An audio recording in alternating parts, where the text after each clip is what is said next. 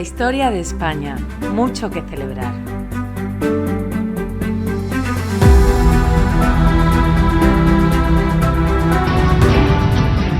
Entre 1478 y 1833, miles de personas fueron detenidas, torturadas y ejecutadas porque sus creencias religiosas no estaban bien vistas en su patria.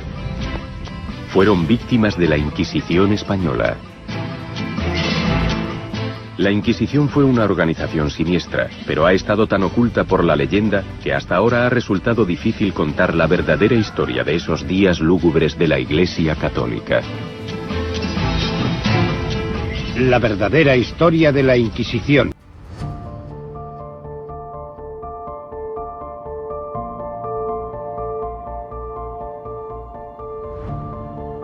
Así comienza un documental sobre la Inquisición española, producido por la BBC, y que en su día pudo verse en todos los canales especializados de la parrilla audiovisual, y hoy está disponible en un montón de espacios multimedia. Os he puesto el audio del principio, pero si lo veis, porque podéis verlo, os voy a dejar un enlace, vais a poder observar cómo a esa voz en off de la entradilla se le unen imágenes de hogueras con la bandera española de fondo, la actual, la constitucional, la del año 1978, y hasta un fragmento del mismísimo Adolfo Hitler dando un discurso. Todo ello aderezado con el rasgueo de una guitarra española, supongo que como nota exótica. El documental en cuestión tuvo en su día su difusión que alcanzó a nuestro país, a canales de televisión de ámbito nacional, pero a pesar de ello su rigor histórico es prácticamente nulo. Es un producto muy fiel al guión del aparataje propagandístico que viene operando desde hace siglos sobre nuestra historia. Porque sí, hubo Inquisición, hubo condenas a muerte, hubo hogueras y hubo torturas, por supuesto que sí. Pero la historia de todo esto, incluso o quizás sobre todo en un marco más grande que el que comprende estrictamente a España, a nuestro país, no es como nos la han contado. Hoy os voy a relatar cómo, en contra de una creencia muy generalizada, la Inquisición no nace en España. Voy a relatar cómo el fenómeno de los tribunales de ortodoxia religiosa no solo no nace en España, sino que tampoco es exclusivo de España, sino que abarcó a toda Europa y a todos los credos, no solo al católico.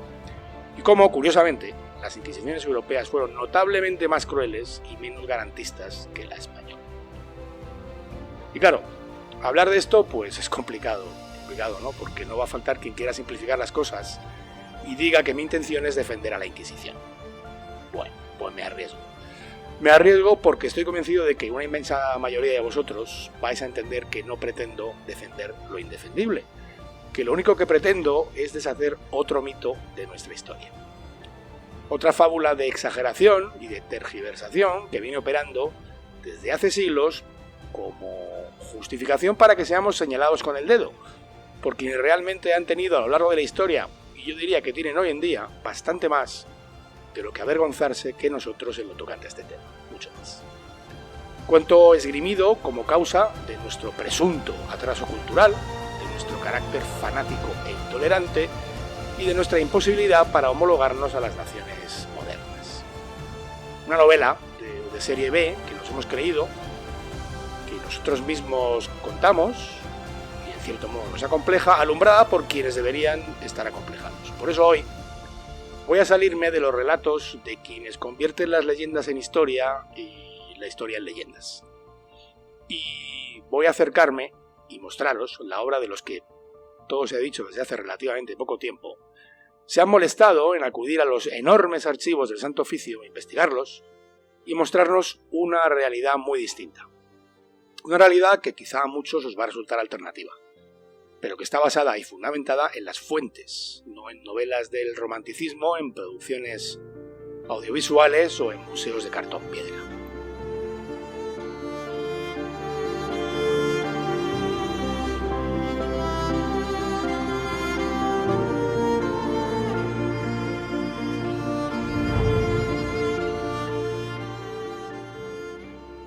Deciros que el podcast sigue creciendo, lo cual, pues obviamente nos pone muy contentos, ¿no?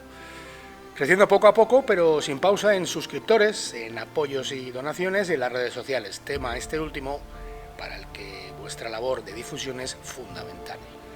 Ya sabéis que nos podéis seguir en Facebook, en Instagram o en Twitter, y ahí en la descripción del podcast os voy a dejar las cuentas, los enlaces a las cuentas de Mucho que Celebrar en esas redes sociales. Y sabéis también que tenéis un correo para escribirnos, así como la posibilidad de comentar en las aplicaciones de podcast. Ya os dije que vuestros comentarios son muy bienvenidos.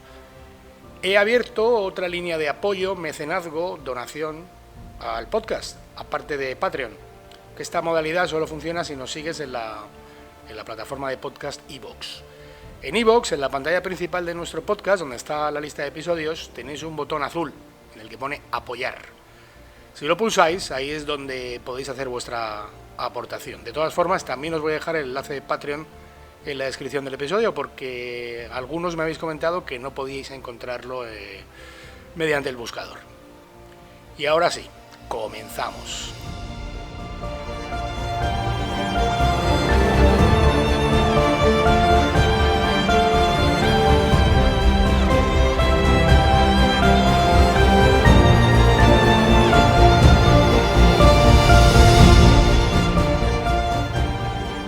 Y comenzamos, pues vamos por el principio.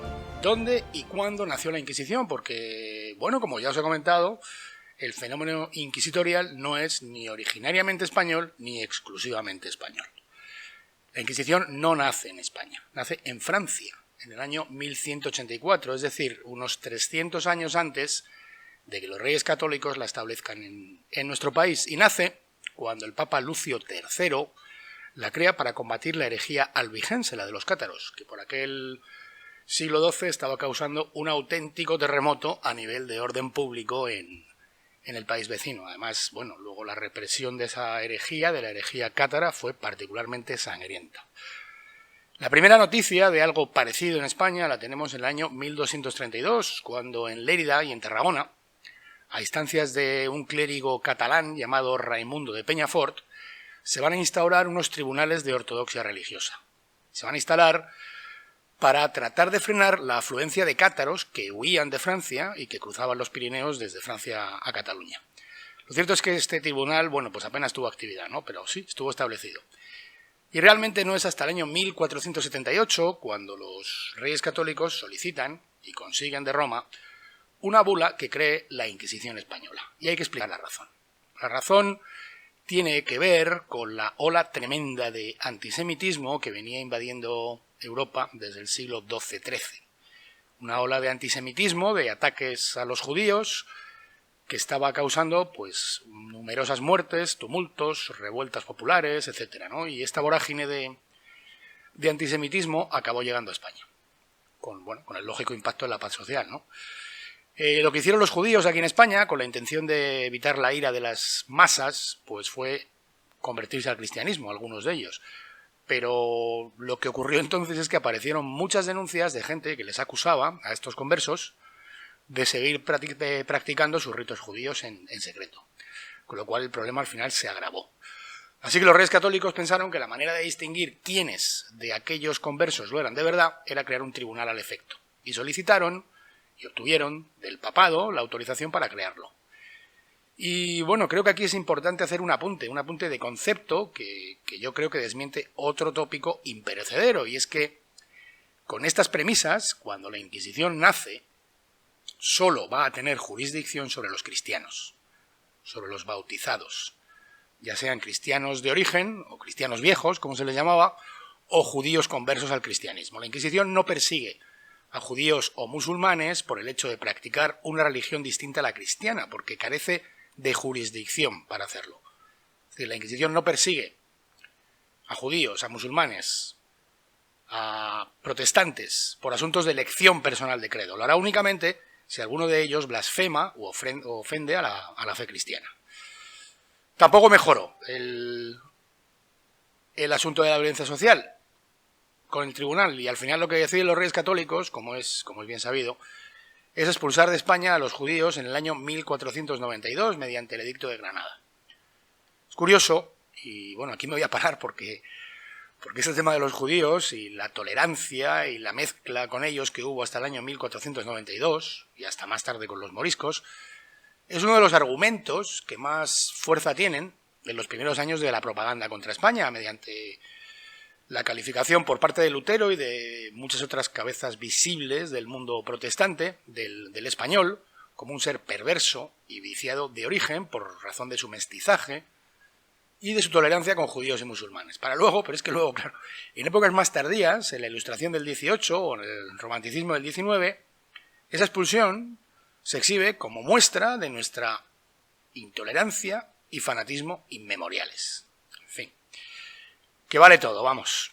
Veamos, en cualquier caso, la expulsión de los judíos de España ocurre, como os he dicho, en el año 1492, cuando ya habían sido expulsados de Francia en 4 ocasiones.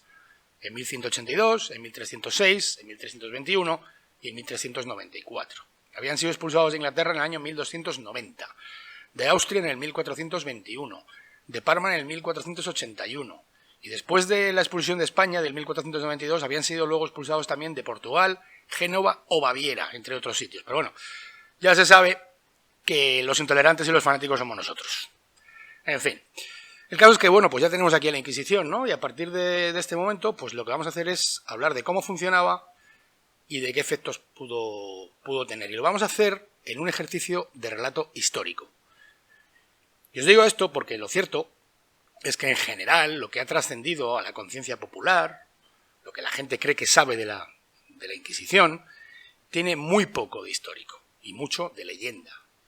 Ya os he comentado antes que gran parte de la gente habla de la Inquisición basándose mucho en la novela y muy poquito en lo académico.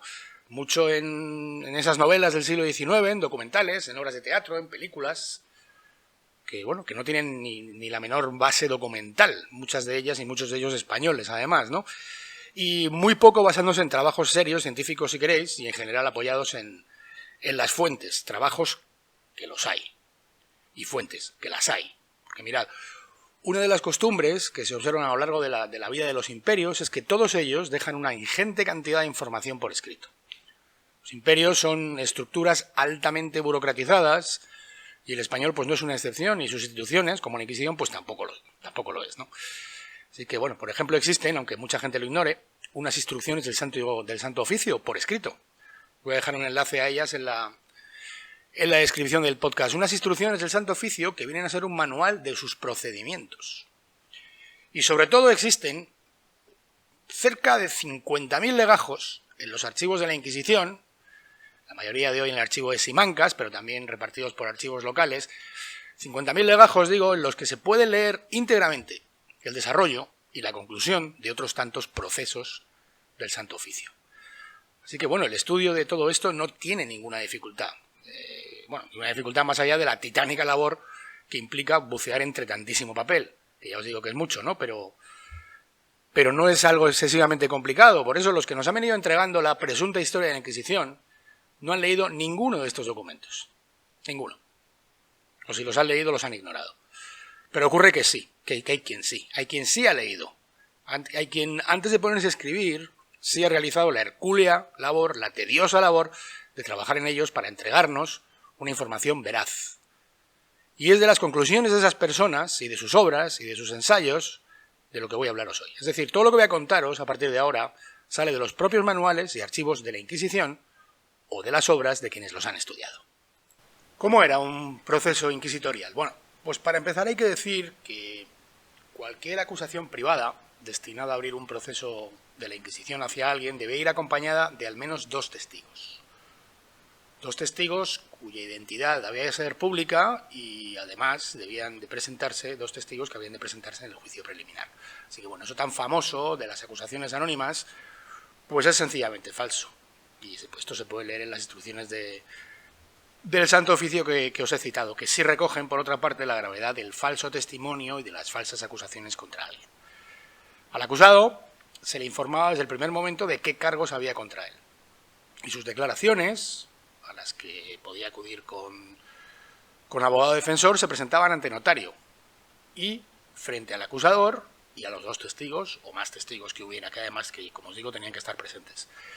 El acusado podía aportar sus propios testigos y se le permitía pues elaborar una lista de personas con las que pudiera tener amistad personal, de manera que si algún acusador o algún testigo se encontraba en esa lista, pues se examinaría con más detenimiento la acusación. Si el tribunal consideraba que la acusación estaba fundada, se abría el juicio y digamos que se congelaban sus bienes. Es una figura en la Inquisición que se llamaba el secuestrador de bienes, que secuestraba los bienes del acusado. Y bueno, aquí es donde tenemos que hablar también de la tortura, porque torturas hubo. Pero si leemos autores que, como os digo, se nutren de los archivos de la Inquisición, y no solo uno, hablo de Henry Charles Lee, que fue el primero que se preocupó de esto, de Stephen Halixer, de la Universidad de Illinois, o de Henry Kamen, la tortura se aplicó entre un 2 y un 3% de los casos, siendo además necesario que el acusado se ratificara posteriormente en la confesión que se había obtenido mediante tortura para que pudiera ser tenida en cuenta. De hecho, en las instrucciones de la Inquisición se puede leer que el tormento no es un medio seguro de conocer la verdad. Hay hombres débiles que al primer dolor confiesan incluso los crímenes que no han cometido. Y a este respecto, pues también es interesante destacar que los métodos de tortura estaban reglados. Os lo digo porque, bueno, lamentablemente hay repartidos por España algunos presuntos museos de la Inquisición en los que se muestran instrumentos de tortura que no solo nunca utilizó la Inquisición, sino que realmente en algunos casos ni siquiera existieron jamás. La Inquisición no usó instrumentos que se pueden ver en estos museos como el aplastapulgares, la pera anal, la cuna de Judas, la sierra. Incluso hay algunos, como la doncella de hierro, que es un sarcófago con forma de mujer que tiene unos clavos de hierro en su interior, que ensartan o ensartarían al pobre infeliz al que metieran dentro. Esta doncella de hierro realmente solo existe, y además aparece por primera vez, en novelas. Aparece concretamente en una de Bram Stoker, el autor de Drácula, que se llama La mujer india. Lo gracioso es que a esta doncella de hierro se la conoce en el mundo anglosajón como la manta española. Bueno, lo de siempre. Los métodos de la Inquisición, ya os digo, estaban reglados. Y aunque no son los que vemos en los museos, pues sí, lo cierto es que eran tremendamente crueles, ¿no? Eran 3, la garrucha, el potro y la toca. Los habréis visto. El potro era una tabla en la que te ataban de pies y manos y te estiraban, pues llegando incluso a poderte dislocar las articulaciones. La garrucha consistía en colgar a una persona por las muñecas, con las manos atadas a la espalda, y la toca es ese trapo que se pone en la cara mientras se vierte agua, pues provocando una horrorosa sensación de asfixia. Hablamos, claro, de prácticas terribles y tremendamente inhumanas, no hay duda de eso. Y no es que yo quiera calificar de mejores a unas torturas que otras, no. Lo que trato de decir es que el hecho de que en museos, en publicaciones, en obras audiovisuales, se muestren torturas que nunca se emplearon o que incluso jamás existieron en ningún sitio, pues nos da una idea de que la narrativa sobre la Inquisición tiene mucho de fantasía novelesca y poco de rigor. Por un ejemplo, ¿conocéis a Antonio Maestre? Antonio Maestre se declara a sí mismo como periodista y, ojo, documentalista.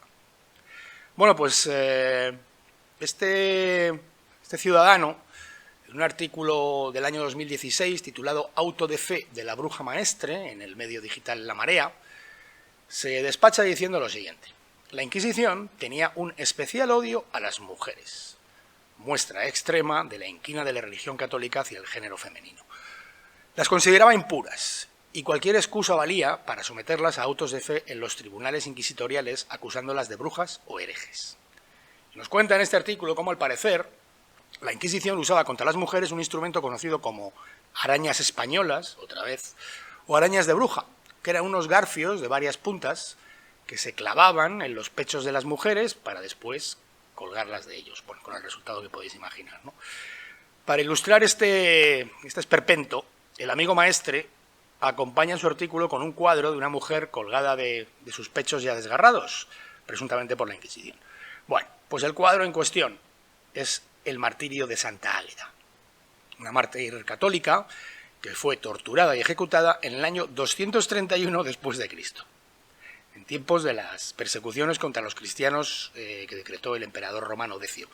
Así que sí, muy documentado, don Antonio Maestre. Pero ojo, es que este sujeto, este Antonio Maestre, es al parecer un contertulio de alto nivel, ¿eh? Es que es un tío que crea opinión, que pontifica sobre lo humano y lo divino todos los días en un canal de televisión.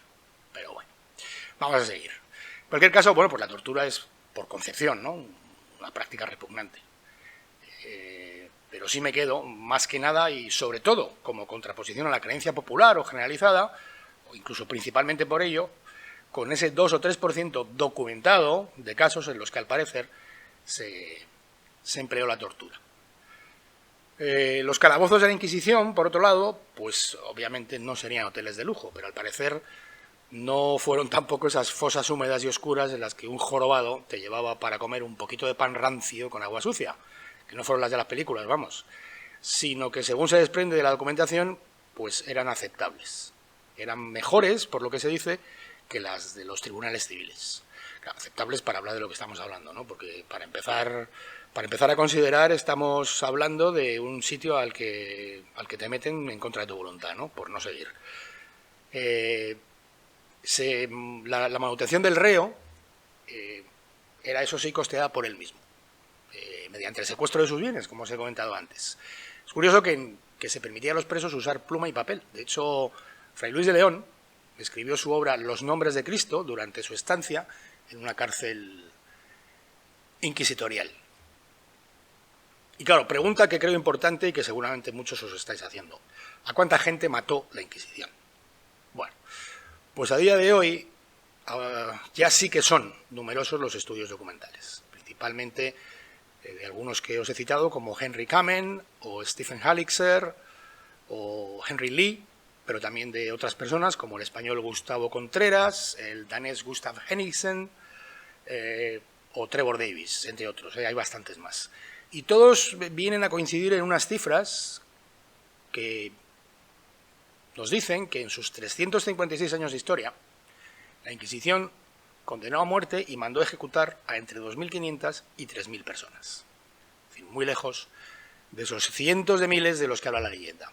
Y sin duda, una cifra mucho menor a la que se puede deducir, y lo vamos a ver enseguida, de las víctimas por intolerancia religiosa que hubo en el resto de Europa. Y a ver, vuelvo a lo de antes, Vuelvo a lo de antes porque para mí, personalmente, una sola persona perseguida, torturada, encarcelada o ejecutada ya me parece demasiado. Más aún por un tema como este, ¿no? Por un problema de conciencia, por una acusación de conciencia. Pero creo que es importante contraponer los estudios serios a la leyenda, las obras documentadas a los cuentos y el rigor a la propaganda. Creo que es hora de no dejarnos acogotar por historias que no son nuestra historia, por falsedades y por mitos que no resisten el menor embate de realidad.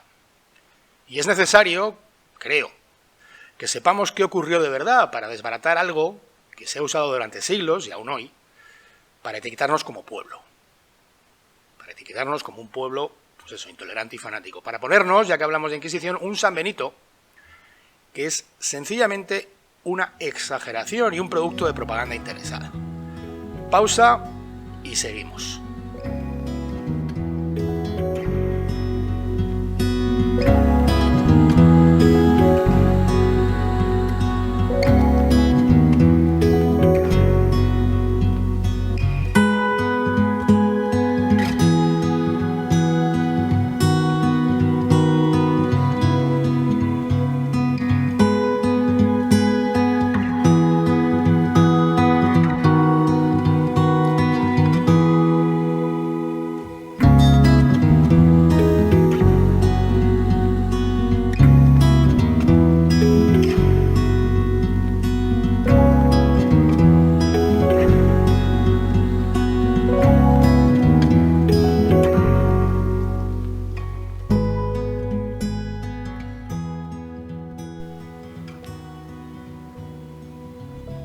Bueno, pues ya hemos visto cómo funcionaba la Inquisición en España. Lo hemos visto ciertamente de una manera bastante esquemática, ¿no? Muy de trazo gordo, pero vamos, a los efectos de lo que quiero contaros en este episodio, creo que lo más relevante lo hemos tratado. Y lo que vamos a hacer ahora es un estudio de historia comparada. Quiero decir, vamos a ver qué pasaba en el resto de Europa mientras en España ocurrían las cosas que os he contado que ocurrían con la Inquisición. Y mirad, esto no es un intento de hacer un tú más o tú peor que yo o ellos eran peores que nosotros, ni de blanquear a la Inquisición, no. Esto es una forma de contaros que las cosas que pasaban en España pues no ocurrían solamente en España. Es decir, que España no ha sido una singularidad, no ha sido esa caverna de intolerancia que en la que pretenden convertirnos históricamente, ¿no? Ni tampoco es cierto que las naciones que hicieron la guerra a España, que al final fueron casi todas, lo hicieron para defenderse de nuestro fanatismo, de nuestros deseos de imposición y en una lucha liberadora. No, esto no es cierto. Esto no es así, y lo vais a ver. Y bueno, al hilo de esto hay que decir, un poco en descargo no solo de la Inquisición, sino de las otras naciones de las que voy a hablaros, que las cosas hay que ponerlas en un contexto histórico, ¿no? Y tenemos que entender que en aquella época, en los siglos XV, XVI, XVII, la tolerancia religiosa no era un valor. La tolerancia religiosa es un valor que históricamente aparece, pues hace como quien dice hace 10 minutos, ¿no? Al revés, o sea, lo que era un valor entonces era la ortodoxia religiosa, la unidad religiosa. De hecho, todo esto se regía por un principio latino que dice quis regiu eus religio, que viene a decir que la religión del príncipe es, de manera obligatoria, la religión de sus súbditos, lo quieran o no. Así que bueno, creo que con estas premisas pues podemos entender, no disculpar, pero podemos llegar a comprender por qué ocurrieron las cosas que ocurrieron. En todas partes, porque en todas partes, como se dice, cocieron habas, ¿no? Pero también es cierto, y creo que es justo resaltarlo, que todas estas cosas que ocurrieron en el resto de Europa, aparte de todo, no lo hicieron con las garantías procesales, si queréis primitivas, ¿no? Porque hablamos de la época que hablamos, que tuvo la Inquisición española. Así que bueno, vamos a ver una serie de países de Europa para comprender que, como os digo, lo que ocurría en España no solo ocurría en España. Mirad, en Francia, la noche del 23 de agosto del año 1572 ocurrió la llamada matanza de la noche de San Bartolomé, en la que 2000 hugonotes era como se conocía a los protestantes franceses, fueron muertos por el pueblo. Eso fue esa noche, pero vamos, la cosa se extendió en el tiempo y la cifra aproximada es de 10.000 personas. Mayormente asesinadas por el pueblo, pero jaleadas por los nobles franceses, que también pusieron su ejército a la labor, sus ejércitos, y el propio rey Carlos III. La Inquisición francesa existió, ya os digo que fue la primera que existió en el mundo, ¿no? Y estuvo bastante activa pues hasta el siglo XVIII. Inglaterra es, junto con Alemania, posiblemente el mayor exponente de intolerancia religiosa de la Edad Moderna. Concretamente, en los siglos XVI y XVII, la persecución religiosa en Inglaterra fue de las más cruentas. Como sabéis, en el año 1534, Enrique VIII promulga la llamada Acta de Supremacía, mediante la cual pues crea una iglesia nacional de la cual él se convierte en la cabeza. Él se convierte en la cabeza de la iglesia. Hubo quien no estuvo de acuerdo, por ejemplo los franciscanos. Y Enrique VIII ordenó quemar todos sus monasterios, los encerró y algunos de ellos los torturó y los ejecutó, como por ejemplo a Tomás Moro. Tomás Moro, el filósofo franciscano, que ahora es santo de la Iglesia Católica, y fue torturado y muerto por orden de Enrique VIII. Su hija Isabel II llevó a cabo una persecución de católicos absolutamente desaforada. Se calculan unos 1000 muertos entre religiosos y seglares. Esto se hacía además en una especie de, bueno, algo parecido a los autos de fe que se hacían en España, pero con la particularidad de que la gente pagaba por ver el espectáculo. Con Oliver Cromwell la cosa fue todavía peor, especialmente en Irlanda, donde la persecución a los católicos pues fue sin cuartel. De hecho, a los pocos obispos católicos que quedaban en Irlanda, Cromwell les dijo: sois parte del anticristo y en breve todos tendréis sangre que beber. Por ejemplo, la gente tiene como una aventura épica y bueno, como un cuento, ¿no? La llegada del Mayflower a América, ese barco que llevó a los primeros colonos de las que serían las primeras poblaciones de ingleses en Norteamérica, pero lo que no se cuenta, porque generalmente esto se viste de un romanticismo y bueno, un aura de viaje a la libertad y tal, lo que no se cuenta es que aquellas personas huían de la persecución religiosa, porque a pesar de ser protestantes, su fe chocaba contra el anglicanismo oficial. Mira, hay un un escritor inglés que se llama Sir James Stephen, que calculó que el número de condenados a muerte en Inglaterra por persecuciones religiosas durante la Edad Moderna fue de 264.000 personas. Bueno, posiblemente, vamos, no sé, pero la cifra tiene pinta de ser exagerada, ¿no? Pero aunque fueran la mitad, ¿no? Aunque fueran 100.000 personas, creo que queda bastante claro que en Inglaterra la tolerancia religiosa no era un valor. Y en eso no era nada distinta de España. Si me apuráis, bueno, pues si miráis a las cifras, pues igual un poquito peor. Pero es que además continuó más en el tiempo, porque os puedo contar que la Universidad de Oxford exigió hasta el año 1871, para poder entrar a estudiar, que el candidato hiciera la profesión de fe en los 39 artículos de la Iglesia Episcopal Anglicana. Es decir, si no hacías esa profesión de fe, no entrabas en Oxford.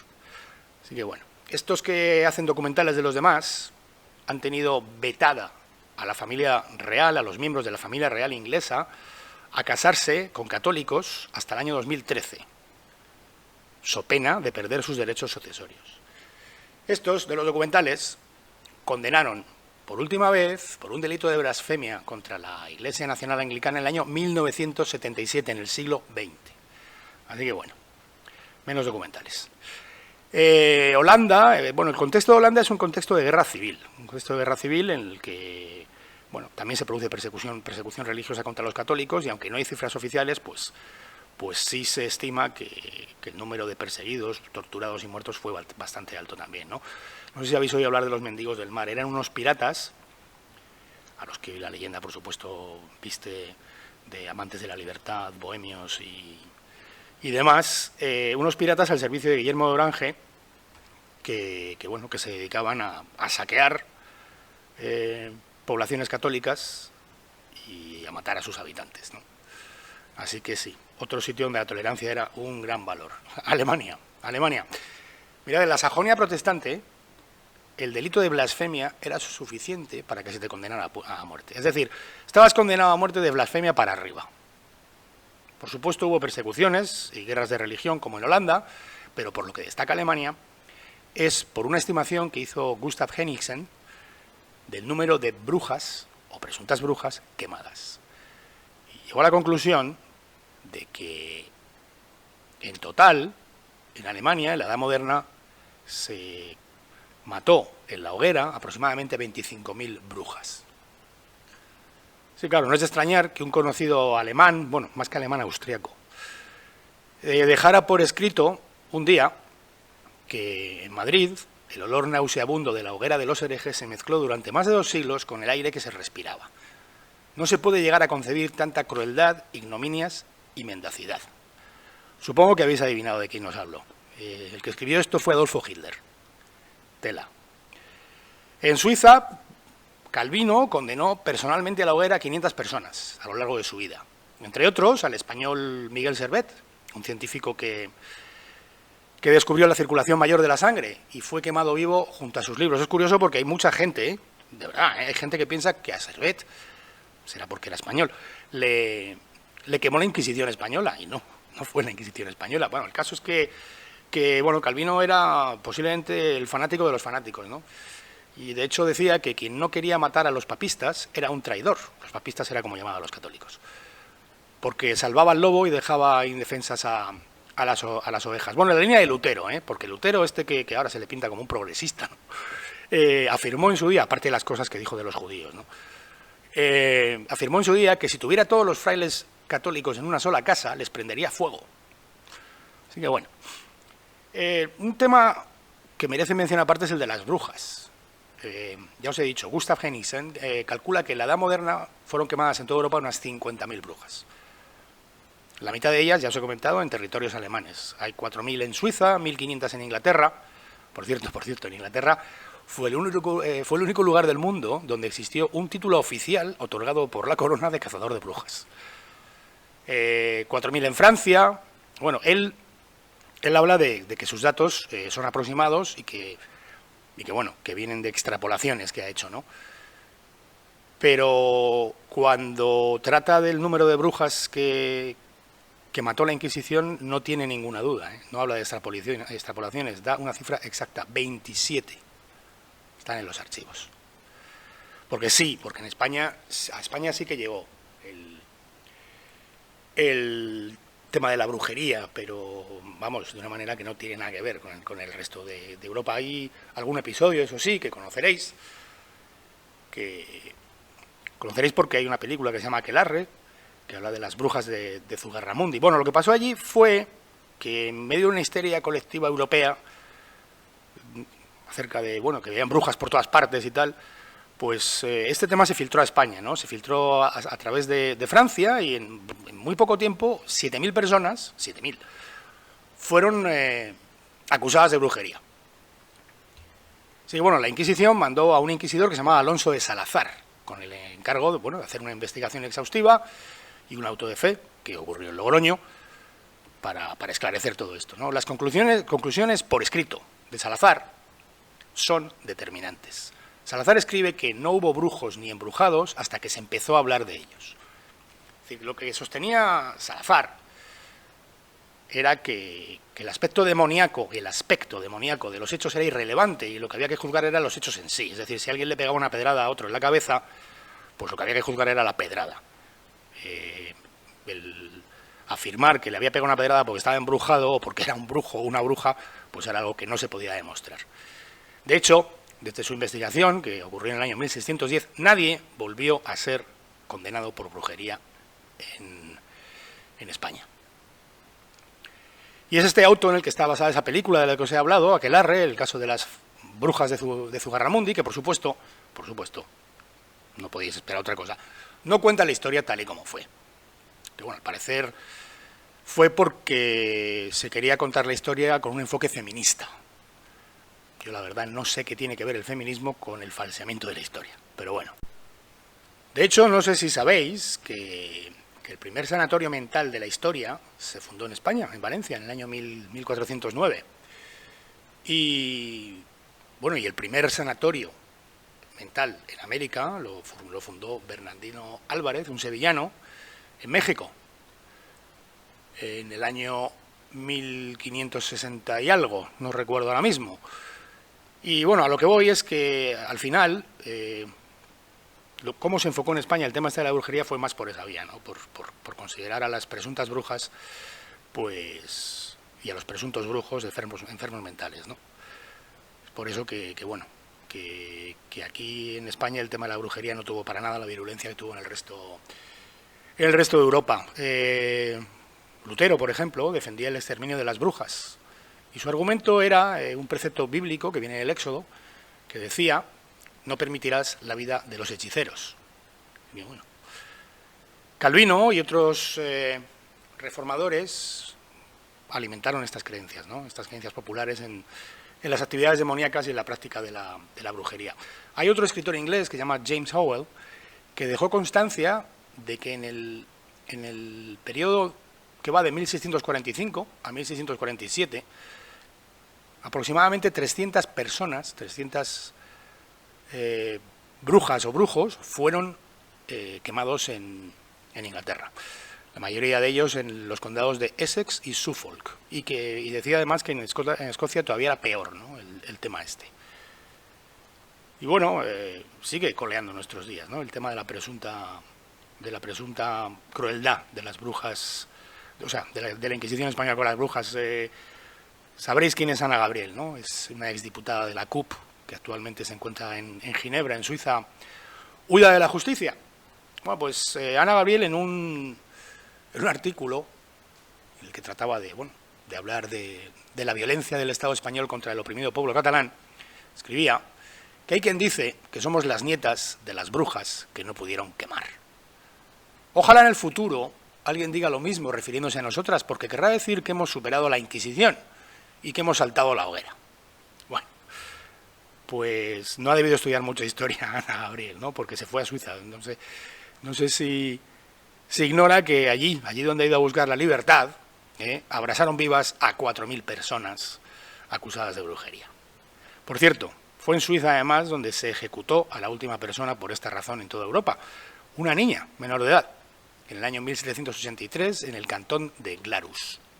Llegado ya el siglo XVIII, con la Ilustración, y el siglo XIX con el Romanticismo, y bueno, con las teorías supremacistas, evolucionistas, que están a caballo entre ambos periodos, pues la Inquisición deja de ser la razón por la cual España es una especie de sucursal del mal en la tierra, ¿no?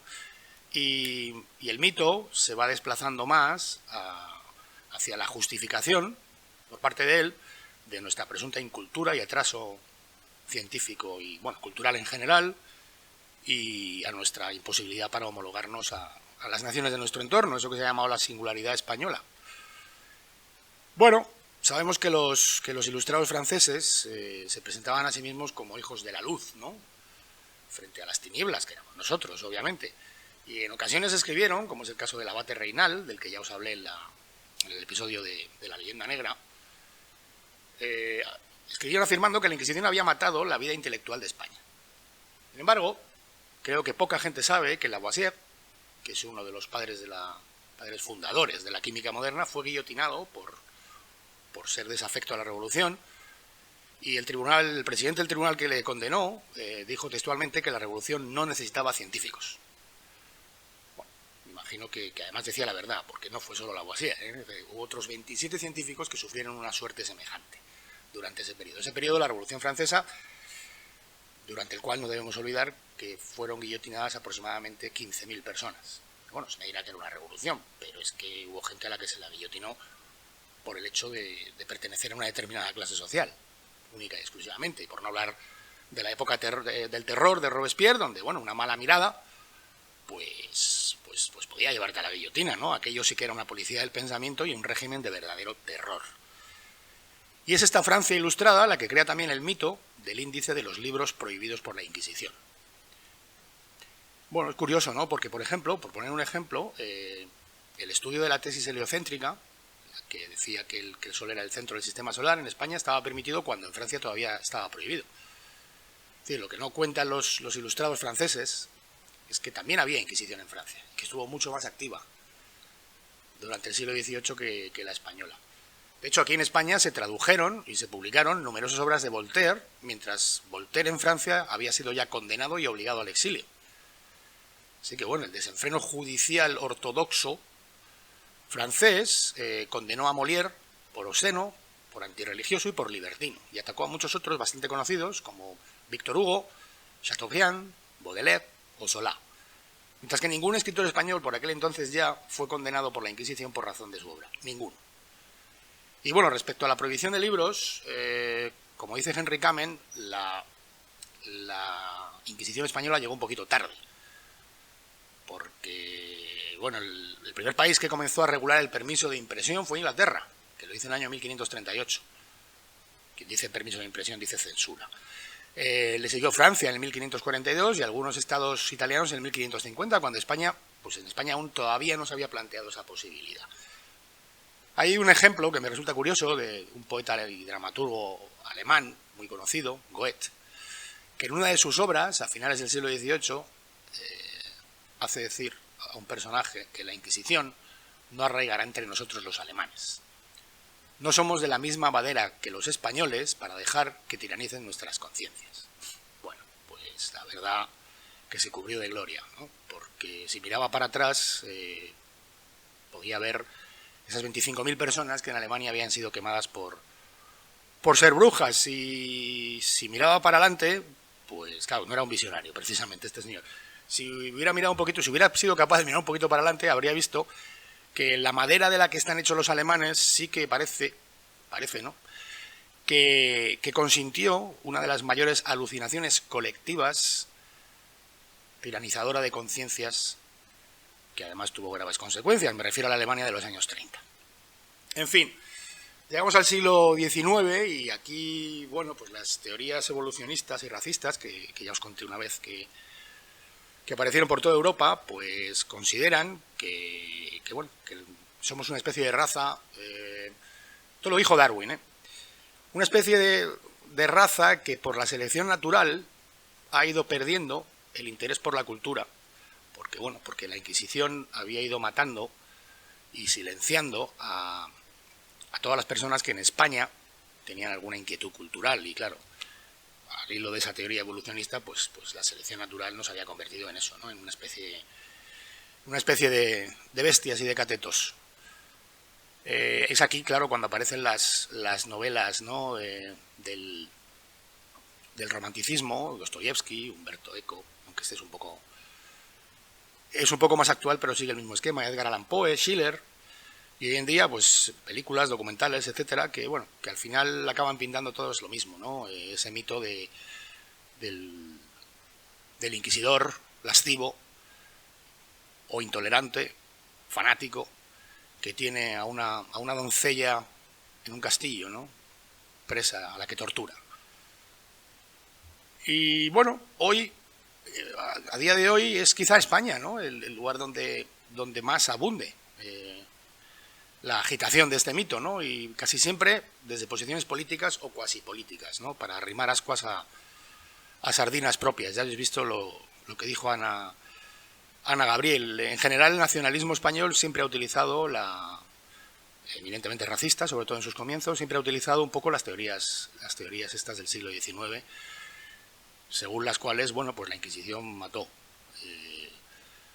la cultura y mató la tolerancia, siempre en Castilla, siempre en Castilla, no en sus territorios.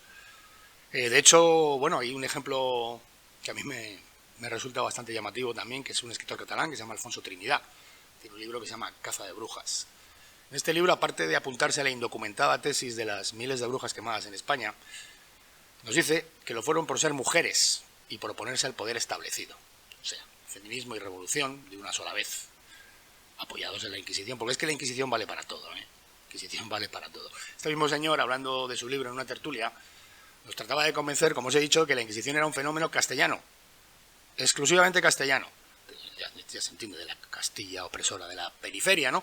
Y que en Cataluña apenas había tenido apoyo popular. Así que, pues de oca y oca tiro porque me toca, de lo anterior, del feminismo, saltamos al hecho diferencial. Bueno, este caballero pasa por alto que algunos de los pocos condenados por brujería en España fueron hombres, no solo mujeres. Y pasa también por alto, no solo, como os he contado, que el primer proto-tribunal de ortodoxia religiosa apareció en Cataluña,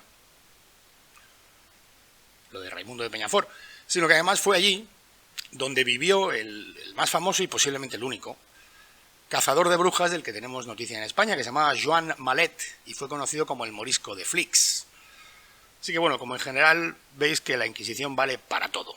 En el momento que alguien quiere explicar algo aquí en España, fuera de España, pero últimamente mucho en España, pues ya se sabe a lo que se puede acudir, porque la Inquisición pues es esa especie de comodín en el que siempre uno se puede apoyar para explicar o para apuntalar sus teorías, por disparatadas que sean.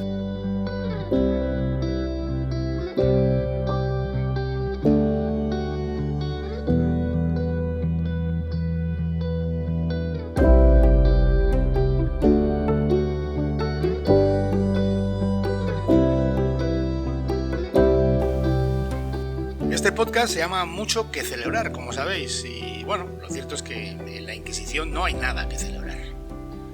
Pero es necesario en ocasiones que desplacemos a la mentira, a la manipulación, antes de ser capaces de ofrecer una versión positiva global. La Inquisición y la conquista de América, y fundamentalmente la manipulación con la que son tratadas frecuentemente, son los dos pilares fundamentales en los que se asienta la leyenda negra de nuestra historia. Y por eso es necesario hablar de ellos, rebatiendo todas las invenciones y mitos que les rodean. Al final hay que limpiar la casa antes de hacer la fiesta, hay que ordenar antes de poder celebrar. Y ese ha sido mi objetivo con este episodio, haceros ver que por mucho que el mito de la Inquisición sea algo profundamente arraigado en nuestra conciencia, ese mito lo han construido otros. Han construido por medio de falsedades y después de cerrar con 7 llaves el armario en el que guardan sus propios cadáveres. Tenemos que ver las cosas en su contexto histórico, ya os lo he dicho, y una vez nos situamos en él y aceptamos el marco, darnos cuenta de que esa singularidad hispana, esa anomalía de España, si es que existe o existió alguna vez, fue en la mayoría de las ocasiones para bien, para diferenciarnos de los demás de manera positiva, nunca como una muestra de nuestra inferioridad, nunca como algo con lo que pintar de negro nuestra historia. sino más bien al contrario, como signo distintivo que habla bien de nosotros y, sobre todo, de las obras de los que nos precedieron. Porque la historia no está en documentales, no está en novelas del siglo XIX ni en obras de teatro. La historia no está en novelas históricas, por mucho que yo mismo sea un gran aficionado a ellas, ¿no? Y no está, la historia no está en películas, ni en series de televisión. La historia está en las fuentes. Y ojo, tampoco perdamos de vista que entre los mayores jaleadores de ese mito estamos nosotros mismos, a pesar de que sea uno de los cimientos en los que se asienta la imagen distorsionada que de España y de los españoles tuvieron en el resto del mundo, la que aún tienen el resto del mundo y la que nosotros mismos aceptamos, a pesar de que parte de bases completamente erróneas. Al final, quienes dieron a luz esa idea de la anomalía española, quienes ciertamente además harían muy bien en revisar su propia historia, lo hicieron por intereses propios que no eran beneficiosos para España. Y quienes hoy siguen alimentando toda esa tramoya lo hacen por las mismas razones, por intereses propios que tampoco son buenos para España, que no son buenos para ti. Un abrazo bien grande, nos vemos por aquí.